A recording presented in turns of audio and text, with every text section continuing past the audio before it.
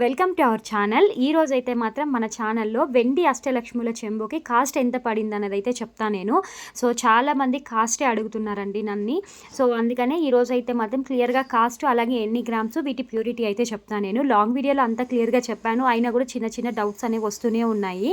So వాళ్ళ కోసమే ఈ వీడియో. ఇది వచ్చేటప్పటికి 238 గ్రామ్స్ అయితే పడిందండి నాకు.